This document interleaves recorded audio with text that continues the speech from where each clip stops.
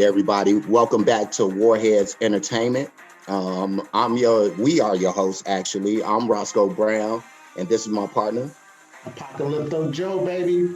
Yes, indeed. Yes, indeed. And here on today's podcast, we're here to discuss WandaVision Season 1, Episode 9. And whoa, it was quite a show, bro. Quite a show. Yes, it was. Yeah, a lot of stuff happening in there and a lot of stuff to cover.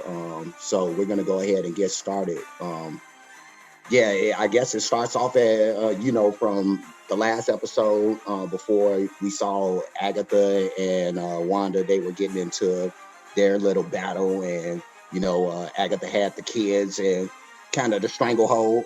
With the Right. with the kind of magical what are those lines, that those little noose things that the parents walk around with in like the grocery stores and stuff, where they got like their kids. Yeah. So yeah, Agatha has them on the kitty leash and whatnot. So that's cool. But the battle starts. We see that happening, and then we get into Vision. White Vision pops up on the scene, and we get a battle of that Vision and what we think as the original Vision. So we get that battle, which is dope as hell. But before I go in any further, you give me your take on what you saw last night, bro. Well, no, just to get to the meat of the story, I do love how it continued from the last episode, how we had the cliffhanger last week. But the thing that stood out to me is during the battle between Wanda and Agatha, how Wanda, she's essentially a neophyte to her powers. Like, yeah, she has them, but she doesn't understand how deeply her latent powers, how strong her latent powers are. And Agatha, every step of the way, she's telling her about runes and how the witch that casts the runes renders all other witches and powerless within those runes. She's giving away her playbook the entire time. It's like the quintessential trope of a bad guy doing all this talking. I'm going to tell you my plan because there's nothing you can do to stop me. I always thought that was interesting. It's like, shut up. Don't say nothing. It's actually the anti Ozymandias move. Right. You know what I mean, if you will. So yeah, it's funny that they all they always do that, but they always go into these crazy villainous monologues. Right, and it ends up becoming their ruin. Just crazy. But like I said, we had the Visions battling, and then at some point they get into a sort of philosophical battle, if you will, about basically whether or not who's the real Vision in this whole deal.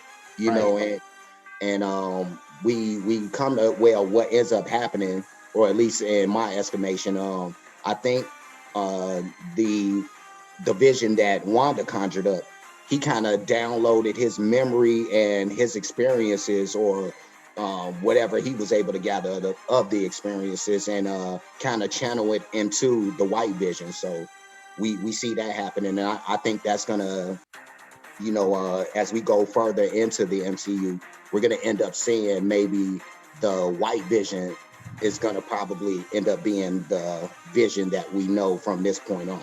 So that's kind of what I take from that. So. And I'll hint towards that towards the end of our video as we progress through the episode. But I wanted to talk about how Monica and the guy that was playing Pietro, how they locked into that battle, and how Monica was able to decipher the power source. Like, we can see her powers coming to life, Monica Rambeau. And how, what's the guy's name? What's his name? You're talking about Director Hayward? Boner. Boner, Ralph Boner. Yeah, man. Yeah, we end up finding out that the fake Quicksilver is just regular old Ralph Boner. Right. But I do think that he has more implications in the universe too, because even though he was under Agatha's control, he had abilities. So I think he may actually end up being the Quicksilver from the Fox universe just by that alone.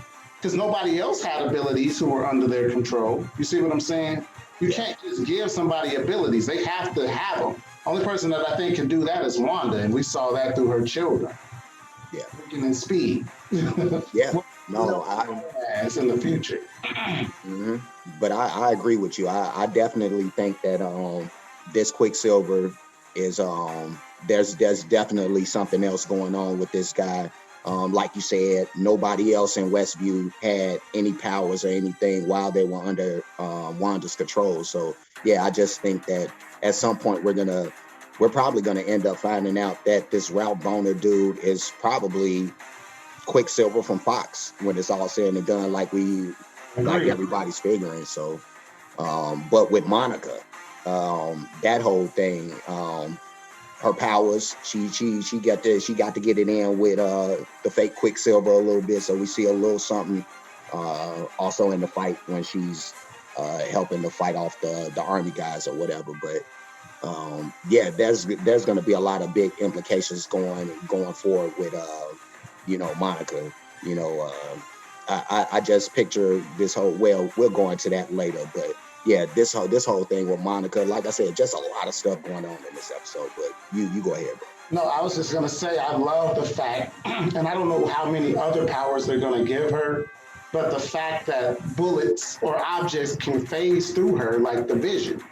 I wonder if she siphoned off some of his powers, some of Wanda's powers. It's going to be interesting to see where this character goes in the future.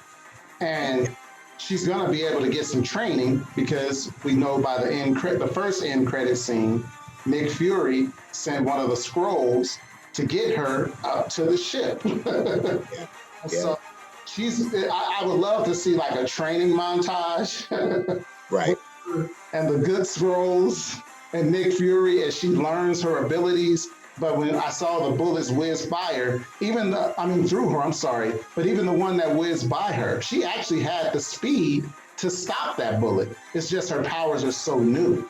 She didn't know how to react to it, So many cool things, like little hidden things that they put in this episode. It was super exciting, man. Yeah. Yeah, no, it was definitely big. I guess we get closer to the end of the show where Agatha and Wanda, they continue their battle, and at some point Wanda's able to go into Agatha's dream or nightmare rather, but Agatha kind of flips that on her at some point, and she makes the dead witches kind of rise up. And and they witches. Well, actually, Wanda makes the dead witches pop up. So she makes them pop up with the intent to go after Agatha. But then, as they rise, they turn on her, realizing that she's the agent of chaos here. Right. So yeah, I just thought that was real funny how Wanda, she's bringing these dead zombie things to her aid, and they like, no, we coming to get you, bitch. So yeah, I just thought that was cool as hell. Yes. I love that horror element. I know that in the Doctor Strange movie, the Multiverse of Madness, we got the director of the Spider-Man series, one of my favorite directors of all time of the Evil Dead franchise. We have him coming in to do the directing. I think Kevin Feige said that they are going to introduce a lot of horror elements to that particular film. What is your take on the horror element that we saw as we move forward? Because I think it was creepy. I love the music. I love the lighting, just the imagery, everything about it lets me know that this Doctor Strange movie is probably going to be a feast for horror fans, even though it's going to be a PG-13 movie. I love the fact that the Multiverse of Madness is going to have those elements. Yeah, no, I think it's dope. And like you said, despite the fact that it's PG-13, I still think that you'll be able to do a lot of great horror stuff within that. I know me and you talked about this before, just about how like an old show, Goosebumps, where they were able to introduce real life, well, not real life, but real horror elements into this show, even though it was a show that was catered towards kids. So yeah, I think that it's a good thing. I think this is something that people want to see going forward anyway. They want their stories to have a little more meat to it, a little more depth, even scare you to some degree. So I think it's good that Marvel is willing to go this route, and we know that they have a lot of characters that are kind of in a darker realm that they have coming up going forward. So yeah, I love it. Yeah, I think Sam Raimi is the perfect director for Doctor Strange and the Multiverse of Madness. This is Yeah. a good entryway, and it even segues to that Book of the Damned, Hmm. Yeah. how Yeah. it had all those spells and how it was saying how Wanda was the Scarlet Witch, like she shouldn't exist. She's an anomaly of sorts.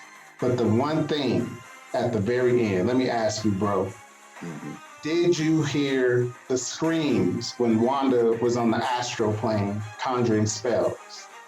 Dude, let me tell you. So first of all, I'm just glad that somebody else heard those screams.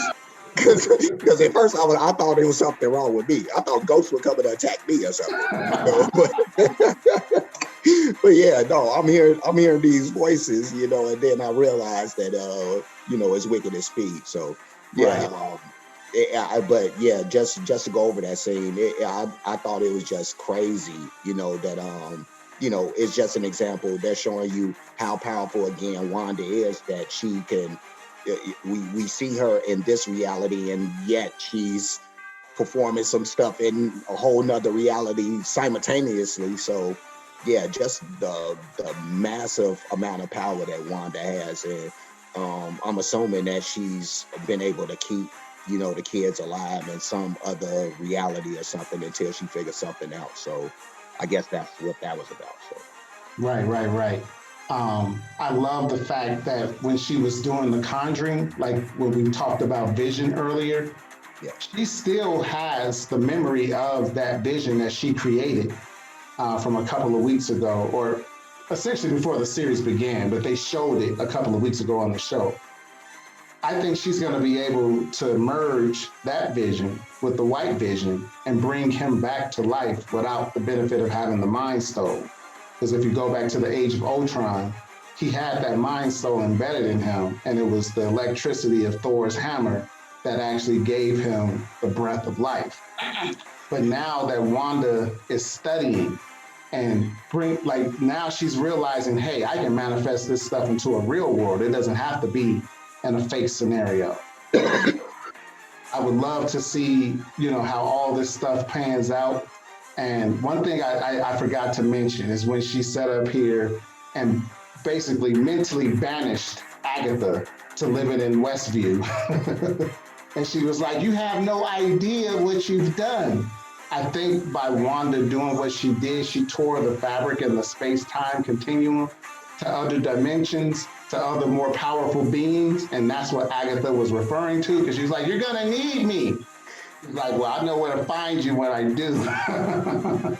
But I think that line right there is what's going to open this up to the multiverse of madness. And of course, we know this has implications for the Spider-Man movie as well, No Way Home. I think all that was really brought about in those last few moments of the episode. But I just want your take on it, man. I mean, you said it, man. Like all that's going to be introduced more than likely. Mutants as well. The possibility for that is now open because if she's able to bring back Wiccan and Speed, they will be mutants. So that I mean, there's so much, like you said, so many implications and everything else. But dude, I just wanted to the next mid or post credit scene where we have the lady who ends up turning into a scroll. Yeah. You know, Yeah, that whole thing, that was really, they just keep on dropping nuggets on you. I love Marvel when they do this, but Like my head um hurts from all the nuggets being dropped. they just keep on dropping jewels on you, so just when you think that is we get the one with Wanda, and then we pop up and we get the scene with Monica and this officer of whatever agency that Jimmy Woo ended up calling up. But yeah, this lady ends up turning out to be a scroll of all Right. things, which is something that me and you personally, between ourselves, we kind of thought at some point, the scroll would be introduced to kind of interlink Monica's tale going into Captain Marvel 2 and that whole deal, going forward. So yeah, Yeah, the because scroll. that has that's probably going to be the lead in to Secret Invasion, because that's Yeah. one of the series coming out. Hmm. So I know that's going to be the first step into that particular series. It's just so much juiciness out here. Yeah, no, but I think about the tension earlier in this series, that kind of came up when Carol Danvers' name was mentioned to Monica. Right. So I just think about the possibility of maybe upon their first encounter or whatever, maybe they get into a little scrum or whatever, and me, I'm always thinking like it's a fight for the name Right. because because as a kid, I read the comics, and you go back to the 80s, and uh, Captain Marvel, Monica Rambeau was actually the first Captain Marvel in Right. Marvel. Right. So the black woman was actually Captain Marvel, and then uh, Long before Carol Danvers. You're actually right. yeah, because Carol was Miss Marvel, and then she would later turn into Captain Marvel after the fact. But yeah, Monica Rambeau was the original Captain Marvel, but that's all in just them fighting for the name and all that, because we know Captain Marvel's Captain Marvel now. Right. Monica, she'll end up being named either Photon or Spectrum or whatever it is, but yeah, I'm just looking forward to that whole encounter. That's all. I'm thinking like when she came through Wanda's force field, forced her way through, and she was able to see the power spectrum. Yeah. I think that might be her name. I'm just guessing, though. I mean, well, we also saw the name Photon when we saw the picture of her mom, Her like mom, when, right? yeah. So it could be either or. I'd rather it be Captain Marvel, but They'll probably go with photon, the yeah. spectrum. The best of both worlds. Right. But other than that, like, bro, what would you give, like, if you had to rank the season from a scale of 1 to 10, one being horrible, 10 being excellent, what would you give uh, WandaVision? And one thing before I say that, I think on the marquee it says the series finale when I was watching it too. So I don't think they're going to have a season two. No, I don't think there's gonna be a season two.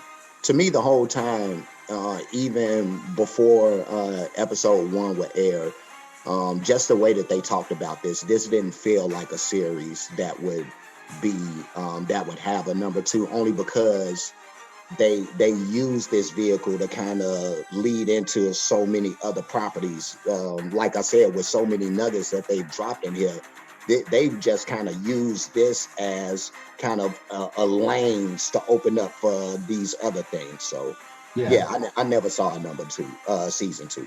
But to answer your question though, and where I rank this, dude, this is an 11 to me. But yeah, Turn yeah, all the way up.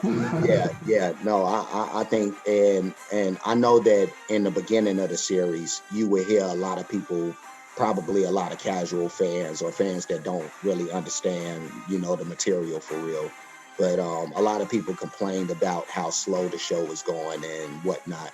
I heard a lot of this stuff, and to me, I thought it was just the perfect build up to where we would get to eventually later on in the series. So it was just excellent. Like the whole way through, you just had the way that they kind of designed the kind of map out the whole picture and place there's a meaning for everything when Yes. you watch this. So I just thought it was dope. Every scene you see something that connects to something, so I just thought it was great. It definitely 10, 11, in my estimation. But what about you, bro? I give it a 10 because I can't wait for the Doctor Strange and the Multiverse of Madness. Oh yeah, oh yeah. At any rate, bro, we about to get up out of here. We're gonna have to do this again on another one of these Marvel shows. We got plenty of stuff coming up, but this was well worth the wait. Yes, indeed. Yes, indeed, man. All I gotta say is shout out to all of our warheads on Facebook, on Instagram, Twitter, all that. Like to thank everybody for the support, man.